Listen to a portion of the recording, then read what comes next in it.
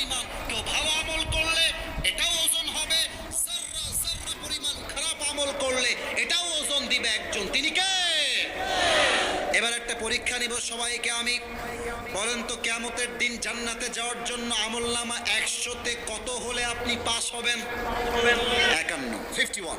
একজন বান্দার আমলনামাকে ওজন দেওয়া হবে, এদিকে দেখেন ওজন দেওয়া হয়েছে, তো দেখছে যে এটাও 50, এটাও 50, এটাও 50, এটাও 50। জান্নাতে যাওয়ার জন্য আমল লাগে আর কয়টা? আরে यार बात तो करो मुझसे, কথা বলেন সবাই, কয়টা? একটা। তো সে বলবে নো টেনশন, আরে একটা আমল, আমার বাপ তো এখানেই আছে। হাসবেন না, এটা হাসির কথা না, এটা বড় ডেঞ্জারাস। আব্বা আব্বা একটা আমল হলে আমি জান্নাতি হয়ে যাব, আব্বা একটা আমল দেন তো, আমি একটা আমল উঠে গেলে I will enter in the paradise, just give me on this, একটা আমল দেন। আব্বা বলবে তুমি কে? একদম হাসবেন না, এটা মোটেও হাসির কথা না। আব্বা বলবে এই তুই কে? তুই কই থেকে আসছিস এইখানে? যা বের হয়ে যা, দুনিয়ায় তো আমার কোনো সন্তানই ছিল না, বের হয়ে যা। যুবকটা অবাক হয়ে যাবে, আব্বা আমাকে চিনলো না? আচ্ছা ঠিক আছে, আমার মা আমাকে চিনল। মা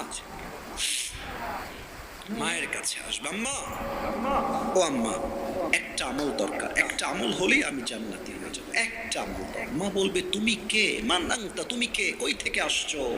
কিসের মা? দুনিয়ায় তোমার কোনো সন্তান ছিল না, বের হয়ে যাও এখান থেকে, দূর হয়ে যাও। চোখটার চোখ দিয়ে গল গল করে পানি বের হয়ে যাবে। বউ দিবে না, ভাই দিবে না, সন্তান কেউ দিবে না।